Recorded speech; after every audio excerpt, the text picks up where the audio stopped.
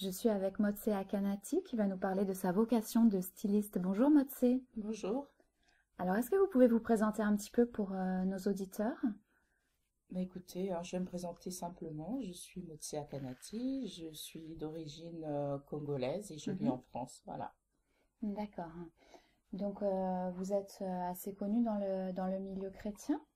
Comment êtes-vous venu à la foi?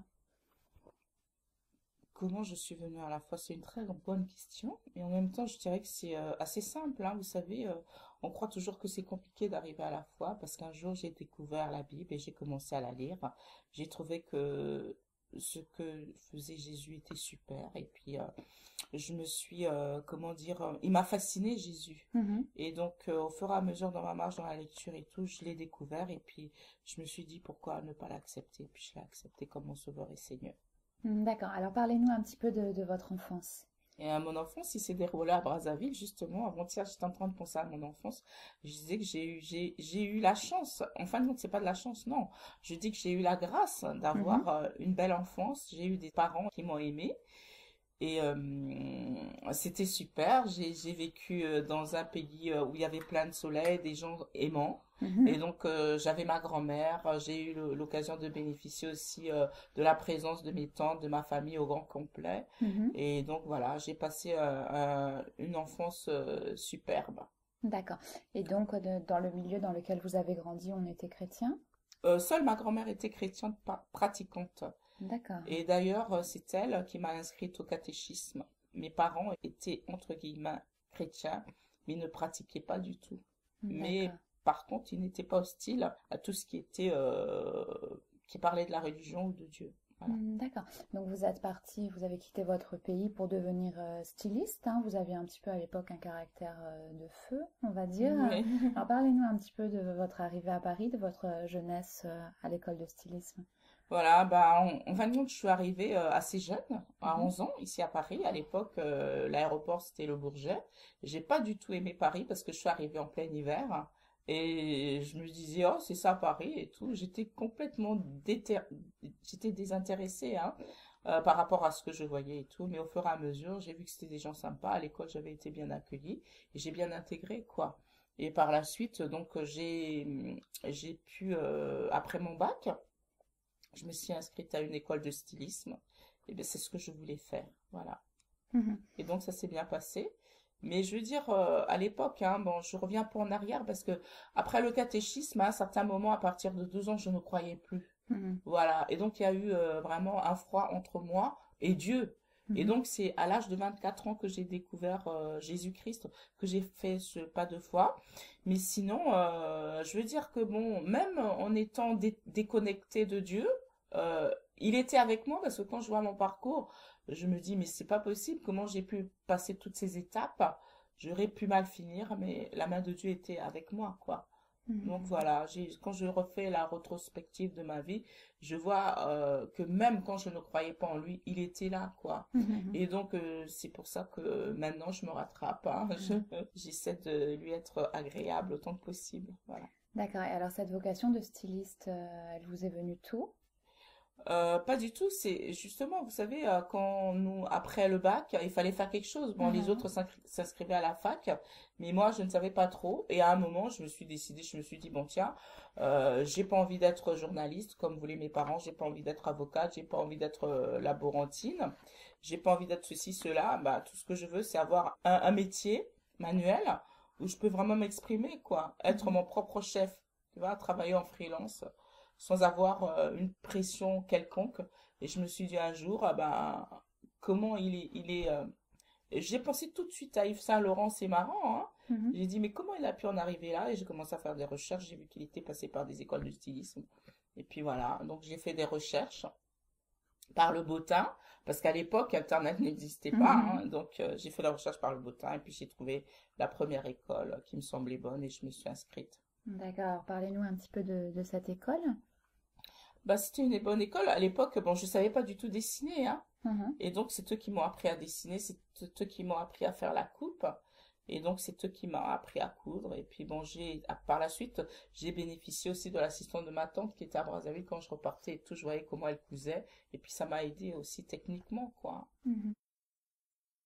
Le milieu de la mode est un milieu très difficile et je remercie Dieu, je peux le dire, qu'il m'ait sauvé à temps, quoi, hein, parce que sans lui, je pouvais pas arriver à faire quelque chose dans ce milieu. Voilà. Mhm. Et donc, grâce à lui, tu m'as donné des valeurs, comment dire, qui ont pu me gérer ma vie et puis me conduire dans ce milieu, quoi. Je savais qu'il y avait certaines choses que je devais pas faire, hein, et donc voilà, quoi. Donc, il a préservé ma vie, quoi. D'accord. Voilà. Donc, dès le début, en stylisme, vous avez une chance assez extraordinaire. Votre parrain est Paco Rabanne. Oui. Vous travaillez avec Cardwell. Alors, comment expliquez-vous cela? Bah, ça s'est pas fait du jour au lendemain, hein, parce que bon, bah, ça a été, comment dire, du travail aussi, hein, parce que bon, je me rappelle, hein, je travaillais parfois 48 heures sans dormir, hein, Mhm. et donc à l'époque, ben aussi, hein, même maintenant, il y a la compétition, hein, et donc il faut, comment dire, montrer ce que vous savez faire, hein, et donc, je peux aussi dire que bon, j'ai bénéficié de la grâce de Dieu, parce qu'il y a des choses que je découvrais par sa présence aussi, et puis c'est lui qui touchait les cœurs aussi, hein, et c'est grâce à ça aussi que j'ai pu bénéficier de comment dire, de l'aval de Paco et puis de Donald Cardwell. Mm, D'accord. mm. Et qu'est-ce qui se passe ensuite alors? Ah bah, il se passe que, bon, j'ai travaillé ici à un moment, et puis il se passe qu'il fallait que je rentre à Brazzaville pour faire mes preuves aussi. Et donc, j'avais repris une ancienne usine qui avait fait faillite. Mhm. Et donc, je me suis formée aussi sur le tas là-bas, parce que comme le métier n'existait pas, j'étais ma propre chef. Et puis, bon, heureusement que, encore une fois, hein, je reviens à ma foi, heureusement que j'avais, comment dire, des versets bibliques qui pouvaient me gérer, quoi, les promesses de Dieu qui me disait par exemple, l'Éternel ton Dieu est avec toi dans tout ce que tu entreprendras. Mhm. Et à chaque fois que je lisais ces versets et que je les proclamais, je me sentais plus forte, quoi. Mhm. Je me disais, si Dieu est avec moi, qui sera contre moi? Et puis Jésus, il dit aussi, je te montrerai la voie que tu dois suivre. Mhm. Voilà. Et donc, voilà, donc j'ai toujours prié, j'ai demandé à Dieu, montre-moi ce que je dois faire, il y a tel projet et tout, est-ce que tu es avec moi et tout. Et au fur et à mesure, bon, je débroussaillais le chemin avec lui, hein. Bon, bah, ça n'a pas été facile parce que j'ai été pionnière, Mhm. mais bon, comme Dieu dit que tout est possible à celui qui croit. Et je peux dire aussi que si j'ai pu réussir dans ce milieu, c'est grâce à Jésus, hein. Parce Mhm. que sans lui, j'aurais jamais pu arriver là où je suis, quoi. Voilà. D'accord. Donc, à un moment donné de votre vie, vous montez une boutique, hein, Oui, voilà. Donc, je disais que j'avais repris cette usine qui avait fait faillite et puis en même temps, j'ai eu la boutique. Et donc, ce que je faisais, c'est que bon, je réalisais les modèles à l'usine et donc je les exposais à la boutique du Cosmos, hein, j'ai un mhm. témoin là. Et puis par la suite aussi, à partir de là-bas, j'ai pu faire des partenariats, signer des partenariats avec certains pays de l'Europe comme la Bulgarie. Parce Mhm. qu'à l'époque, bon, le mur de Berlin n'était pas encore tombé. Et tu Mhm. vois, il y avait quand même, comment dire, un pouvoir d'achat assez intéressant pour les diplomates qui habitaient Mhm. dans ces pays-là. Parce que la monnaie, comment dire, diplomatique ou la monnaie des étrangers, c'était le dollar. Et à l'époque, le dollar était assez fort. Mhm. Et donc, bon, moi, j'ai eu le privilège, hein, de pouvoir faire un partenariat donc avec, comment dire, une entreprise qui s'appelait Rila, qui avait les boutiques dans toute la Bulgarie. Et puis j'étais assistée aussi quand je faisais les défilés, les ambassadeurs qui venaient, qui achetaient ce que je faisais. Et donc ça a Mhm. permis aussi un développement assez important.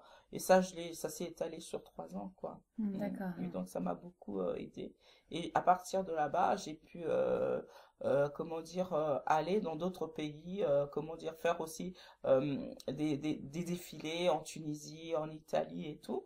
Et comme quoi, moi, le conseil que je donnerais, je crois que, bon, par exemple, je vais revenir un peu en arrière en disant que j'aimais tellement Paris. Mhm. Paris, les défilés, la capitale, les cocktails de Paris, je m'accrochais à Paris. Et quand Dieu m'a dit de repartir chez moi, je me disais, mais c'est quoi et tout, arrière de moi, Satan, c'est pas Dieu qui me dit. Parce qu'en fin de compte, je voulais absolument rester à Paris. Mais le plan de Dieu pour moi, c'était aller en Afrique. Mhm. Voilà, parce qu'à partir de l'Afrique, il allait me bénir aussi. Et donc, il faut toujours être au lieu de la bénédiction. Et donc, bah, je suis partie de Paris en pleurant parce qu'il y a eu des circonstances. Dieu était obligé de me prendre par le collet, de me mettre dans l'avion pour que j'accepte, quoi. Et je suis contente d'avoir accepté cela malgré l'adversité. J'y suis allée et ben j'ai pu, comment dire, avoir des ouvertures sur l'Europe sur l'Amérique et sur d'autres continents, alors qu'à Mhm. Paris, je n'avais pas eu ces ouvertures. Mais par la suite, quand j'ai pu, comment dire, avoir ces ouvertures, après, Dieu lui-même, il m'a réouvert comment dire, le chemin de Paris. Et donc, Mhm. Dieu a des étapes à nous faire faire dans nos vies, quoi. Il a un plan et donc nous devons rentrer dans ce plan. Et quand j'ai accepté de rester à Brazzaville, eh ben, il m'a ouvert des portes. J'ai rencontré mon mari, voilà, alors que bon, Mhm. beaucoup de gens ici, je vois, il y a beaucoup de jeunes femmes qui arrivent à l'âge de 45 ans sans être mariées. Alors je me demande si elles sont au lieu de la bénédiction ou si, Mhm. voilà, parce que c'est un peu étrange, quoi. Donc on a quand même des questions à se poser Mhm. là-dessus, hein. Est-ce que je suis au lieu de la bénédiction ou pas? Et donc, bon, donc j'ouvre la boutique, je voyage et tout. Et aussi, ben, j'ai pu bénéficier du soutien de Donald Cardwell et de Paco Rabanne qui avaient fait le déplacement à partir de Paris pour venir me soutenir là-bas. Mhm. Et j'ai été la première à avoir déplacé Paco Rabanne au Congo-Brazzaville et il n'est plus jamais revenu, ni Donald Caldwell. Alors je rends grâce à Dieu parce que tu vois, quand je faisais la lettre d'invitation à Paco, je m'étais appuyée sur, comment dire, sur le psaume 86. Il y a un verset qui dit au Père des prodiges à mon sujet. Oui, voilà. Mhm. Et donc Dieu a agi et voilà. D'accord. Donc à un moment donné de votre vie, vous êtes obligé de quand même de tout recommencer, hein, Ah oui, je voilà, crois, hein. voilà. Donc, je suis repartie là-bas. Et puis, par la suite, il y a eu la guerre. Hein, et je suis revenue ici. Me revoici à Paris. Et donc, j'ai recommencé. Mais là, bon, c'est une autre phase hein, qui s'ouvre. Et là, ben, il y a beaucoup de choses qui se sont passées dans ma vie. Et j'ai perdu mon mari. Et j'ai été soutenue par la grâce de Dieu. Et Mhm. puis par des sœurs aussi, hein, chrétiens, c'est très important, la communion fraternelle. Hein. Et c'est ce qui a fait que je puisse ressusciter, hein, Mhm, en plus mhm. dans ma foi, quoi, tenir encore forte, quoi, voilà. Et comme dit la Bible, soutenez les faibles, hein, voilà. Et Mhm, donc, voilà, donc par la grâce de Dieu, par ce soutien et tout, bah maintenant j'arrive à faire des choses mhm, telles que mhm. la JTFC et tout. D'accord. Voilà, Alors, on va aborder des questions un petit peu plus pratiques. Donc, oui. concrètement, comment vous vient une nouvelle idée de création? Bah, écoutez, moi, comment dire, je m'appuie toujours sur la parole, hein. Moi, de moi-même, je ne suis pas forte. Je suis forte parce que Jésus est avec moi.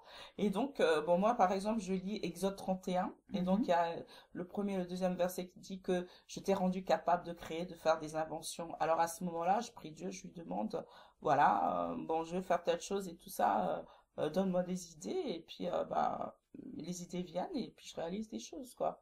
Et puis après, je lui demande, ouvre-moi, si tu m'as donné ces idées, bah, donc il y a la possibilité des expositions. mhm, Et parce que tu es mon berger, alors pour voir, et donc j'ai toujours des portes qui s'ouvrent. Par exemple, aujourd'hui, mhm, et ben écoutez, moi j'ai le passage que j'ai lu, il se trouve dans un roi, hein, mhm, et donc voilà quoi, il y avait la famille à Samarie, la famine à Samarie, et puis il y a mhm, les 4 lépreux qui ont osé aller dans le camp des Syriens. Et puis mhm, Dieu a mhm, fait sonner, comment dire, a fait entendre des bruits, hein, et puis bon bah ils sont enfuis.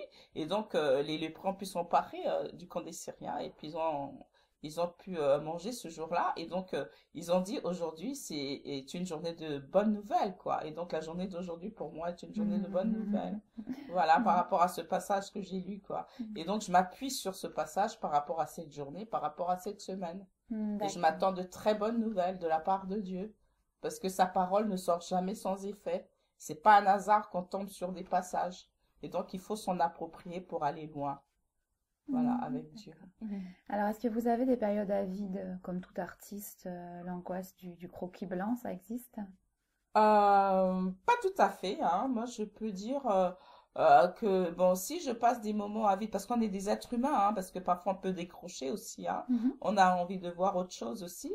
Mais, bon, je peux dire que, bon, je ne suis jamais passée par des périodes à vide, parce que je me confie en lui. mhm, Voilà, et puis quand j'ai pas envie de dessiner, je le fais pas. Mais quand j'ai envie de dessiner, parfois, hein, je peux aussi dire, ah bah, tu vois, aujourd'hui j'ai envie de dormir, j'ai pas envie de faire des croquis, quoi. Tu mhm, vois, t'as vu à l'entrée, c'est, mhm, comment dire, c'est une base que j'ai fait il y a 2 semaines, quoi. Bon, et la base, elle attend, quoi. Il y a des choses mhm. que je dois faire dessus par rapport à l'exposition